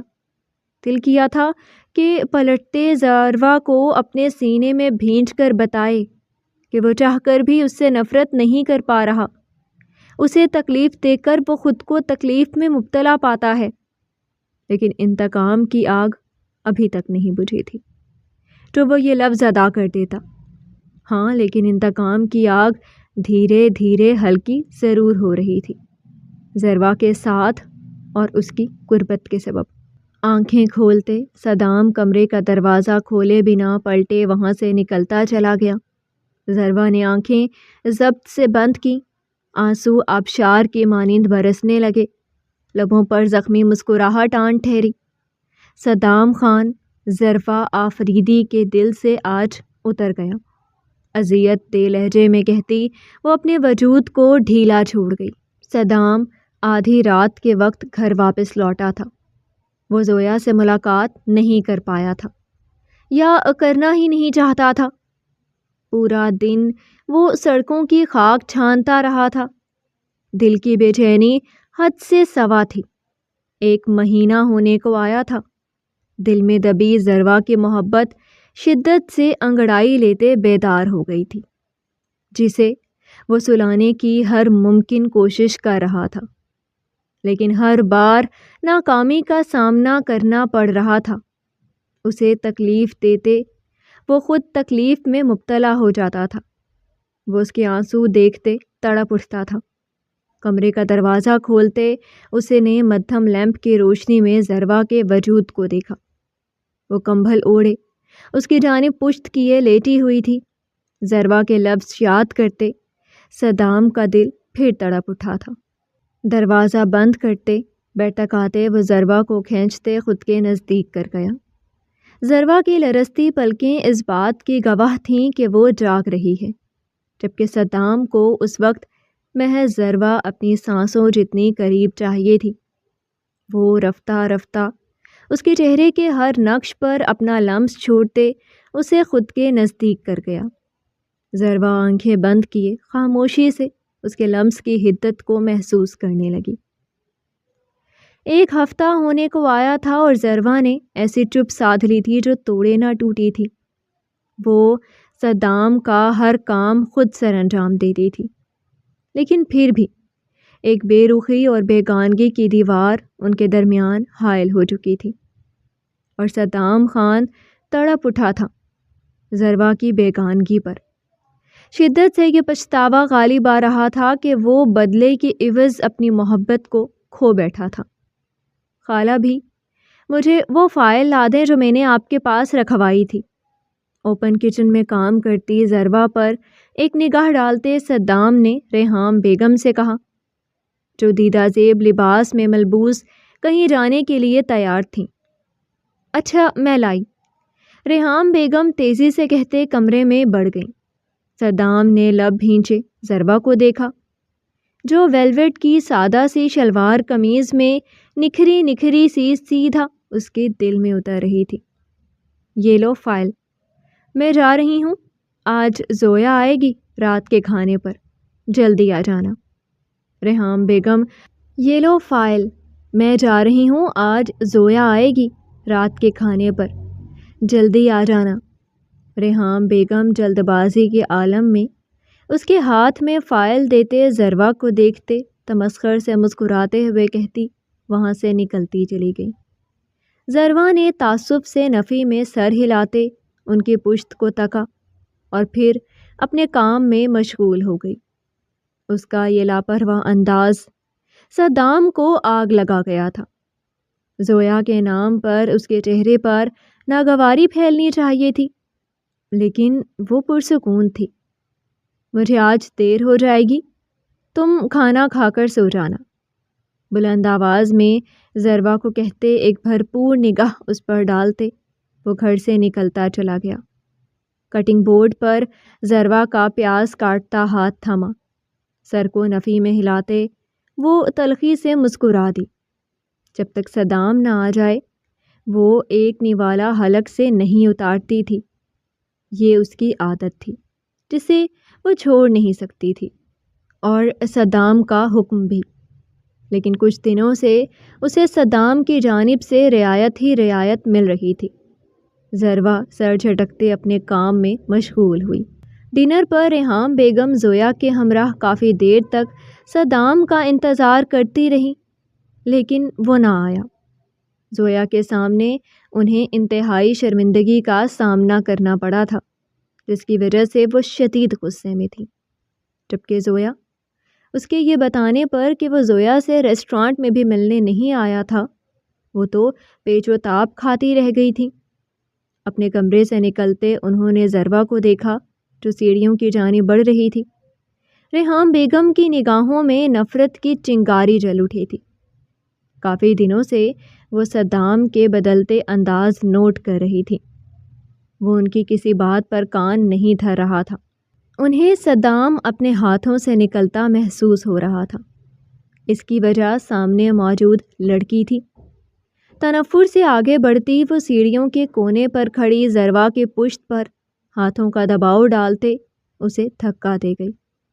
ان کے چہرے پر اس وقت سفاکیت ہی سفاکیت تھی۔ ضروا کی چیخیں بلند ہوئیں، اس کا سر زور سے زمین سے جا ٹکرایا، پل میں فرش لہو رنگ ہوا۔ ضروا نے درد برداشت کرتے نیم بند آنکھوں سے اوپر کھڑی ریحام بیگم کی جانب دیکھا۔ اس عورت نے اس کا ہر دن اجیرن کیا تھا۔ تم ہی فساد کی جڑ ہو، نہ تم صدام کی زندگی میں آتی نہ مجھے یہ کرنا پڑتا۔ وہ تمہارے پیچھے پاگل ہو گیا ہے، اپنی بہن کی موت تک کو بھول گیا ہے۔ تمہاری وجہ سے مجھے میری دوست اور اس کی بیٹی کے سامنے شرمندہ ہونا پڑا۔ تم اسی قابل ہو، مرو تم یہاں۔ انتہائی نفرت سے کہتے وہ اپنے کمرے میں جا کر بند ہوئی، جبکہ ضروا کے حواس دھیرے دھیرے اس کا ساتھ چھوڑتے چلے گئے۔ ضروا، سبحان جو ضروا کے یوں کنارہ کش ہونے پر شدید پریشانی میں مبتلا اسے ڈھونڈتا ڈھونڈتا یہاں آیا تھا، ضروا کے بے جان وجود کو دیکھتے چیخا۔ ضروا کے پاس آتے اس نے اس کے خونم خون وجود کو اپنے بازوؤں میں اٹھایا۔ جب سے ضروا کی شادی ہوئی تھی وہ ایک پل کے لیے سکون میں نہیں تھا۔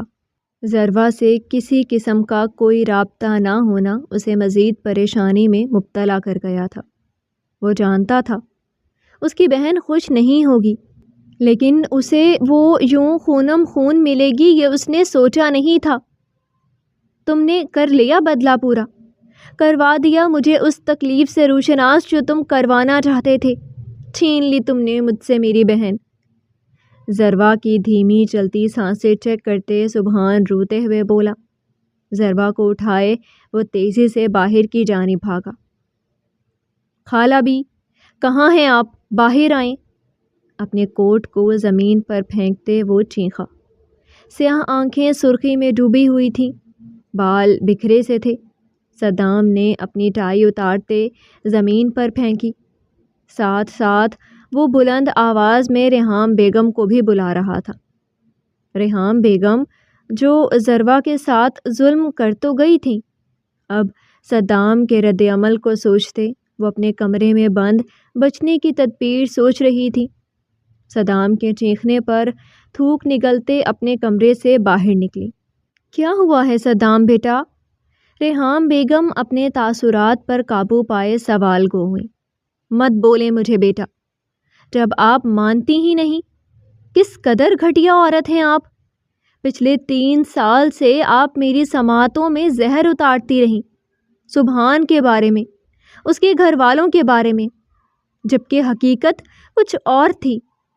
آپ نے کہا سبحان میری بہن پر ہاتھ اٹھاتا تھا، آپ نے کہا وہ اسے دوسری شادی کی دھمکی دیتا تھا، آپ نے کہا وہ میری بہن کو بے اولادی کے طعنے دیتا تھا، لیکن اس کاغذ پر تو کچھ اور لکھا ہے خالہ بھی۔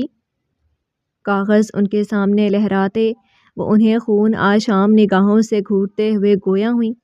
اس کے ہاتھ میں موجود کاغذ کو دیکھتے ریحام بیگم کی پیشانی ارکالود ہوئی، آنکھوں میں حیرت ابھری۔ حیران ہیں کہ یہ کہاں سے ملی؟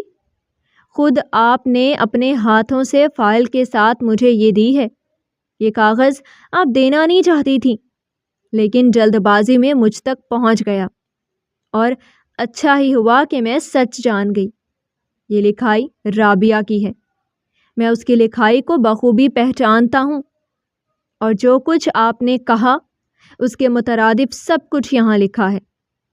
اب یہ مت کہہ دیجیے گا کہ یہ جھوٹ ہے، کیونکہ اس کاغذ پر رابی کے خون کے نشان ثبت ہیں۔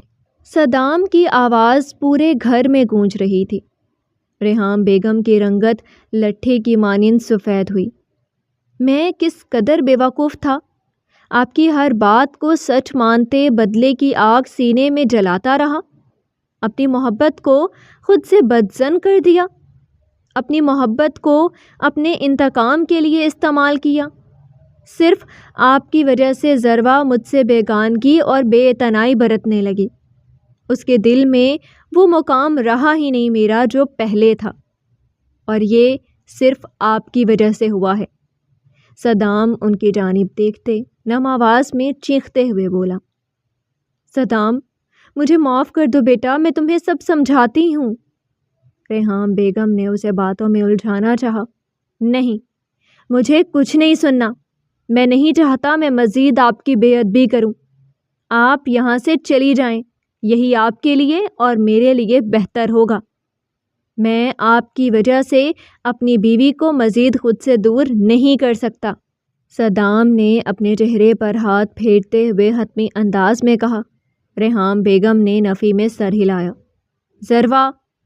صدام نے ذروا کو یہاں نہ پا کر پکارا۔ جس قدر زوروں سے وہ چیخ رہا تھا، ذروا گھر میں ہوتی تو یقیناً باہر آ جاتی۔ یکدم اس کی نظر سیڑھیوں کے پاس موجود خون کے دھبوں پر پڑی۔ صدام کے سینے میں سانسیں اٹکی۔ دل خوف کی شدت سے تیز دھڑکتے ساکت ہوا۔ اس نے بے یقینی سے ریحام بیگم کی جانب دیکھا، جو خوفزدہ ہوتے نفی میں سر ہلا رہی تھی۔ کہاں ہے ذروا؟ صدام حلق کے بل چیخا۔ ریحام بیگم خاموش رہیں۔ مجھے بتا دیں ریحام بیگم، کہاں ہے ذروا؟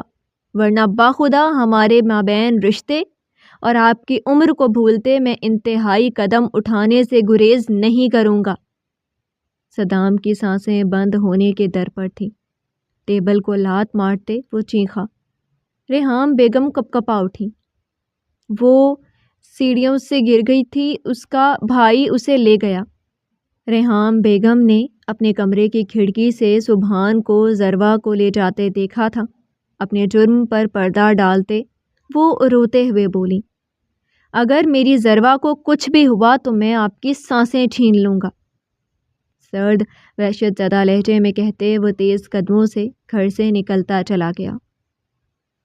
3 سال بعد۔ اور کتنا اسے انتظار کروانا ہے زر؟